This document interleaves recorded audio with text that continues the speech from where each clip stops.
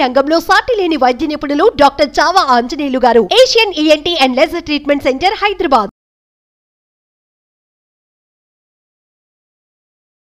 నమస్తే, ఇది కథ కాదు జీవితం కార్యక్రమానికి స్వాగతం.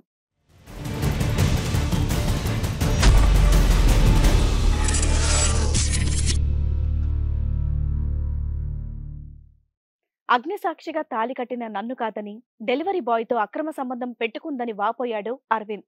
అసలు అతనికి వచ్చినటువంటి సమస్య ఏంటి, ఎలాంటి న్యాయం కావాలని కోరుకుంటున్నాడో అతన్ని పిలిచి తెలుసుకుందాం. మరి కార్యక్రమంలో మనతో పాటు ఉన్నారు ప్రముఖ హైకోర్టు అడ్వకేట్ రమ్య ఆకుల గారు, ప్రముఖ సైకియాట్రిస్ట్ డాక్టర్ కళ్యాణ్ చక్రవర్తి గారు. నమస్తే కళ్యాణ్ గారు. నమస్తే. నమస్తే అండి. అరవింద్ గారు చెప్పండి. నమస్కారం సార్. నమస్కారం. నా పేరు అరవింద్. నేను ఒక ప్రైవేట్ కంపెనీలో జాబ్ చేస్తాను. తను నా భార్య. ఆ అమ్మాయి పేరు కరుణ. మాకు పెళ్ళై 4 సంవత్సరాలు అవుతుంది మేడం. ఫస్ట్ 2 సంవత్సరాలు బాగానే ఉన్నాం. ఆ 2 సంవత్సరాల తర్వాత తనకి ఏమైందో తెలియదు, పూర్తిగా మారిపోయింది. సరిగా నాతో ఉండడం లేదు, శారీరకంగా కలవడం లేదు. ఇంట్లో ఏదన్నా చిన్న టీ పెట్టడం కూడా రాదు మేడం.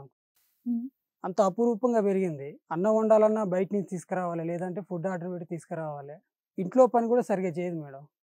అంటే 4 ఏళ్ల నుండి టీ పెట్టకుండా మీరు మీ ఆవిడని చూసుకుంటున్నారా? అవును మేడం, అసలు ఏమీ పని చేయదు. మరి ఇంట్లో వంట ఎవరు చేస్తారు? వంట ఏం లేదు మేడం, బయట నుంచి ఆర్డర్ పెట్టుకొని 2 సంవత్సరాల నుంచి బయట నుంచి ఆర్డర్లు పెట్టుకుని తింటున్నారా? నేనున్నప్పుడు నేను చేసేవాడిని మేడం. నువ్వు వండుతావు, మరి నేర్పించిపోయావా? ఆవిడ అలాగే ఉంటుందా? అలానే ఉంటుంది, ఎప్పుడు ఆ ఫోను. ఇంతకు మీ సమస్య ఏంటి, దేనికి వచ్చారు ఇక్కడికి? ఆ అమ్మాయి నాకు ఎలా చెప్పాలో అర్థం కావట్లేదు. ఫుడ్ డెలివరీ పెట్టుకొని ఎప్పుడు ఫుడ్డే తింటూ ఉండేది, తెచ్చుకున్న డెలివరీ. ఓకే. నేను డ్యూటీ పని మీద బయటికి వెళ్ళి వచ్చేలోపు ఒకరోజు ఆ డెలివరీ బాయ్తో తను కలిసింది. అవును మేడం, చెప్పడానికే నాకే ఏదోలాగా ఉంది. తనతో కలిసింది. తను అడిగా, ఏంటి ఎందుకు ఇలా చేస్తున్నావు అని అడిగితే, నేను ఇలానే చేస్తాను, నేను ఇలానే ఉంటా, ఇష్టమైతే ఉండు, లేకపోతే విడాకులు ఇచ్చానట్టు మాట్లాడతాను. ఏంటి మీరు లవ్ మ్యారేజా అరేంజ్ మ్యారేజా? Arrange marriage. మరి పెళ్ళైన 2 ఏళ్ళు బానే ఉన్నారా?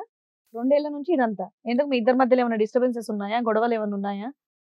ఫస్ట్ గొడవ పడ్డారా? ఉన్నాయి మేడం, చిన్న చిన్న గొడవలు ఉండేవి. ఆ తర్వాత మధ్యలో బాగానే ఉన్నాం. ఒక 2 సంవత్సరాల తర్వాత నుంచే ఇట్లా మొత్తం పూర్తిగా మారిపోయింది. ఇంతకీ ఆ అబ్బాయి మీకు పరిచయమేనా, ముందు నుంచే పరిచయమా? అస్సలు నాకు తెలియదు. ఆ అబ్బాయి పరిచయం లేదు. ఆ అమ్మాయికి ముందు నుండి పరిచయం అప్పనా? అబ్బాయి ముందు నుంచే ఆ అమ్మాయికి పరిచయం అనుకుంటా మేడం. తనైతే అడిగావు అసలు నువ్వు ఏంటిది ఇలా ఎవరు ఇతను అని చెప్పేసి? అడిగా మేడం. తను ఎవరు ఏంటని అడిగితే, నీకు అవసరమా, నీకు నేను చెప్పాలన్నట్టు. అలా అంటే నువ్వు ఊరుకున్నావా? ఇంకేం చేస్తాం మేడం, కొట్టనైతే కొట్టలేము. ఏమన్నా అంటే నన్నే బెదిరిస్తాను మేడం. ఇంకా తను ఏమని బెదిరిస్తుంది? ఏమని బెదిరించాల్సి వస్తుంది చెప్పు. నువ్వే కావాలని చెప్పి నన్ను మీద ఇట్లా నా మీద అన్ని పెడతాను అని చెప్పి, నీ మీద కేసు పెడతా అన్నట్టు మాట్లాడతాను.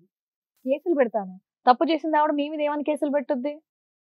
తను నన్ను కొడుతున్నాడు, సరిగా ఉండట్లేదు అన్నట్టు కేసు పెడతాను నీ మీద అని చెప్పి నన్ను అంటే బెదిరించి. నిజంగా నువ్వు అలాంటి ఏమైనా చేసావా? అసలు ఏమీ చేయలేదు. మరి నువ్వు ఎందుకు భయపడ్డావు? మరి పెద్దోళ్ళని పిలిచి మాట్లాడాల్సింది కదా. ఒక 2 సార్లు వాళ్ళ అమ్మకు కూడా చెప్పాను మేడం.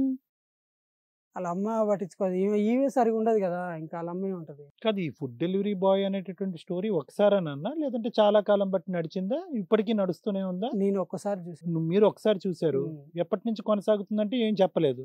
కాబట్టి వీళ్ళకు నాకు తెలిసి చాలా రోజుల నుంచి ఉండొచ్చు. ఎప్పుడు ఆ ఫోన్ నొక్కడం, ఫోన్ మాట్లాడడం ఏంటని అడిగితే, ఫ్రెండ్స్తో మాట్లాడతాను, మా ఫ్యామిలీతో మాట్లాడతాను అని చెప్పి ఇదే ఏదో కహానీలు చెప్పి. ఎప్పుడు చూసావు నువ్వు ఇంట్లో వాళ్ళిద్దరిని? నేను డ్యూటీ పని మీద వెళ్ళినా మేడం. వెళ్ళి వచ్చినప్పుడు ఇంటి దగ్గరకు వస్తే బయట చెప్పులు ఉన్నాయి. కాదు, నువ్వు ఆ టైంకి వస్తావని వాళ్ళకి తెలీదా? అంటే నేను కొంచెం ఆ రోజు ఎర్లీగా వచ్చా. ఓకే, చెప్పనివ్వండి ఆ స్టోరీ ఎలా ఉంటుందో. కొంచెం ఎర్లీగా వస్తే ఇంటి ముందు చెప్పులు ఉన్నాయి. నేను డోర్ తీసుకొని వెళ్ళాను, నా దగ్గర తాళం కూడా ఉంటుంది.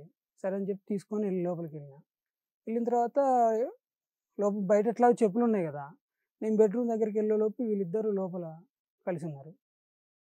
తర్వాత ఏం చేసావు? కొంచెం గట్టిగా మందలిచ్చి అడిగాను, ఏంటి ఇట్లా చేస్తాను ఏంటని అడిగితే, అతనేం పారిపోలేదు, అక్కడే ఉన్నాడా? అతను ఉన్నాడు మేడం, కానీ సైలెంట్గా సైడ్ అయిపోయింది. ఇంకా నువ్వు షాక్ లో ఉండి అసలు ఏం చేయాలో నీకే అర్థం కాలే. తర్వాత అడిగావా అమ్మాయిని ఏంటి భాగవతం అని? అడిగా మేడం. ఏమంటది? ఏం చెప్పట్లేదు, ఇదే ఇక నువ్వే నన్ను ఇట్లా ఇబ్బంది పెడతానని చెప్తా, నేను నాకు అబ్బాయి కావాలి. రెడీ హ్యాండెడ్ గా దొరికింది కదా అయ్యా, రెడీ హ్యాండెడ్ గా దొరికి నువ్వు ఇబ్బంది పెడతావు అని ఎలా చెప్తుంది? అదే మేడం ఇక్కడ ఏంటంటే ఇప్పుడే ఇంత సాఫ్ట్ గా చెప్తున్నావా, ఆ రోజు కనిపించిన రోజు కూడా ఇంతే సాఫ్ట్ గా ఉన్నావా? నేను కొంచెం నిదానంగా ఉంటాను. మరి ఇంత నిదానం ఏందబ్బా? మరి 4 ఏళ్ల నుంచి టీ కూడా పెట్టడం రానమ్మాయితో ఈ అబ్బాయి ఉన్నాడంటేనే నాకు అక్కడ నమ్మబుద్ధి అవ్వట్లేదు. 4 years 2 years మీ మ్యారేజ్? 4 సంవత్సరాలు. 4 years. మీ ఇద్దరి మధ్యన శారీరక పరమైనటువంటి సంబంధం మొదట్లో ఎలా ఉండేది, తర్వాత ఎలా ఉండేది? మొదట్లో బాగానే ఉన్నాను సార్. తర్వాత ఏమయ్యేది? ఒక 2 సంవత్సరాల నుంచి ఆ అమ్మాయి మీ మీద ఇష్టం చూపెట్టట్లే? ఇష్టం చూపించట్లే అసలు. ఎట్లా అంటే శారీరక పరమైన దృష్ట్యా అడుగుతున్నాను నేను. ఫిజికల్ ఇంటిమసీ పరంగా నేను అడిగేది ఏంటంటే ఫస్ట్ 2 years బానే ఉంది, తర్వాత 2 years ఏమైంది? అవును మేడం, 2 years నుంచి ఫస్ట్ 2 years బాగానే ఉన్నాను సార్. ఆ తర్వాత తను ఏంటంటే నా మీద ఇష్టం లేనట్టు ఉంటుంది ఎప్పుడు. మనం ఎప్పుడైనా కలుద్దాం అన్నా సరే కలవట్లేదు, దూరం పెట్టేది. ఎట్లా ఇంట్లో పని ఏం చేయదు అవన్నీ. ఇంకా ఫోన్ మీద ఎక్కువ ఉండేది, అర్ధరాత్రన అపరాత్రనకు ఫోన్ మీద కాలింగ్ టెక్స్టింగ్ ఇవి నడిచేవా? అవును సార్. సో నువ్వు ఎప్పుడు కూడా ఏంటి వంట చెయ్యు ఏమీ చెయ్యు అని చెప్పి ఎప్పుడు నిలదీయలేదా మీరు? ఎన్నోసార్లు నిలదీసా సార్. నాకు రాదు, నేను చిన్నప్పటి నుంచి ఇలానే పెరిగాను. మరి వాళ్ళ అమ్మ నాన్నకి వాళ్ళకి ఎవరికైనా చెప్పావా ఈ అమ్మాయి పరిస్థితి? వాళ్ళైనా ఈ అమ్మాయికి బుద్ధి చెప్పారు? నేర్చుకునేది బాబు అని చెప్పి అన్నట్టు వాళ్ళ అమ్మ అదే మాట చెప్పేది.